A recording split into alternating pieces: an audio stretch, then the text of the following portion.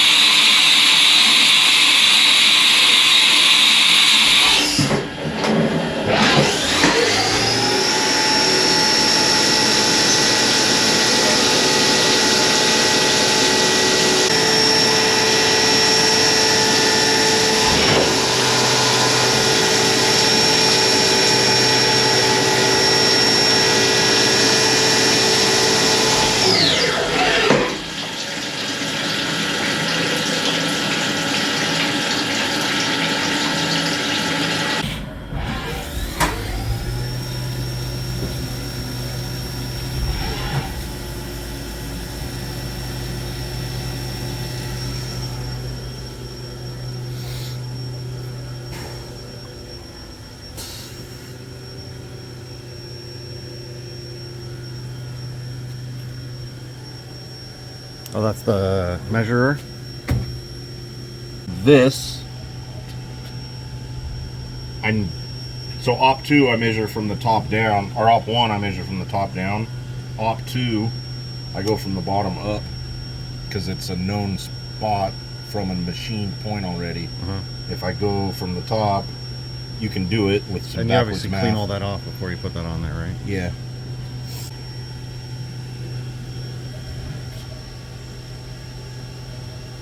Close enough for this part. So program's loaded.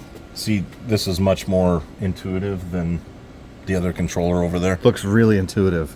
I mean, like a child could pick it up like an iPhone and They just can. handle this. This controller, they probably actually could because, oh, it is touchscreen, by the way. I won't touch it. So, yes, a child probably could and do some good damage. But back to the hobbyist type thing, it does move slower than the other one.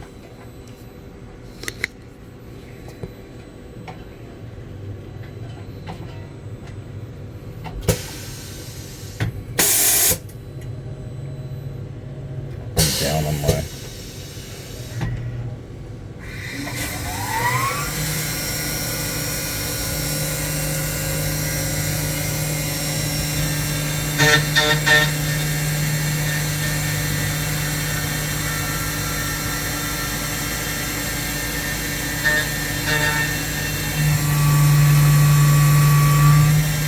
Whatever, I just let it run and walk off. Back to the, I can fine tune it. There we go.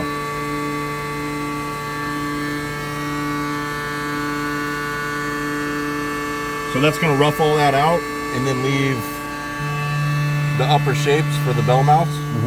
And then a ball mill is actually going to 3D contour all of that. Can I open the door or not? Yeah, go ahead. This one don't have safety parts.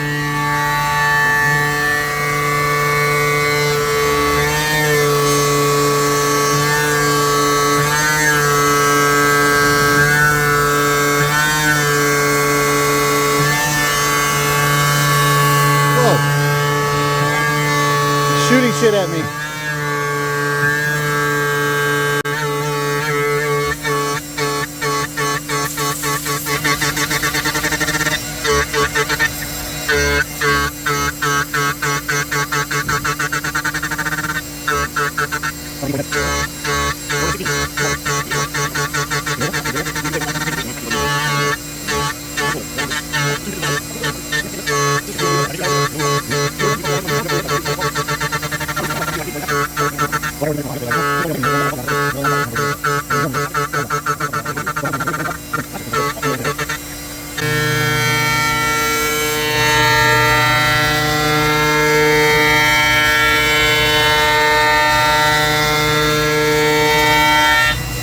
So it steps it with the end mill.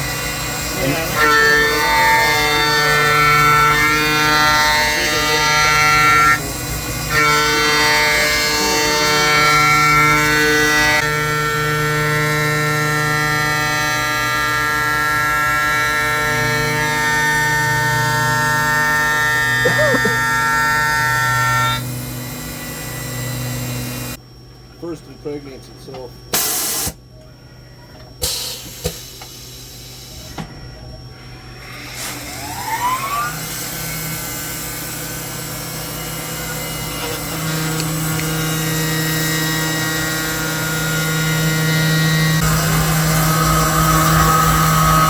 Yeah.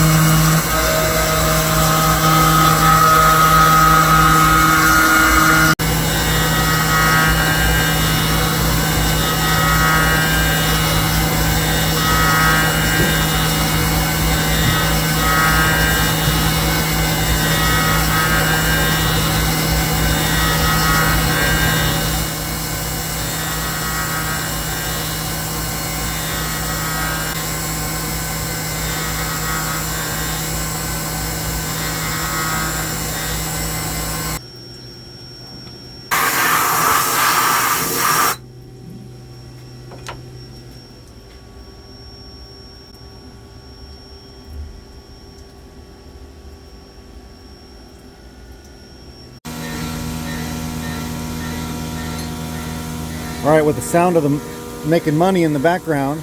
Trying. So this is bar stock. Correct. And what kind of metal is it? 6061 aluminum, made in the USA. All right, T6 or? Huh? T6. T6. Yep. All right, and this is the first stop with the O-rings and the bolt. This is the back side of the flange, right? Yep. And then this is the front side of the flange that when put in the machine like that, like we showed, turns it into that. Yep. So this is a completed VR6 flange for the current kit, whether it's DIY or... That's the flange that's in the manifold that we make the manifolds from. And so this connects to the factory lower intake manifold on a VR6. Yep. And so then you don't need the one that you sell to go along with this. Correct. This is trying to get a budget friendly but make power with the least amount of mods.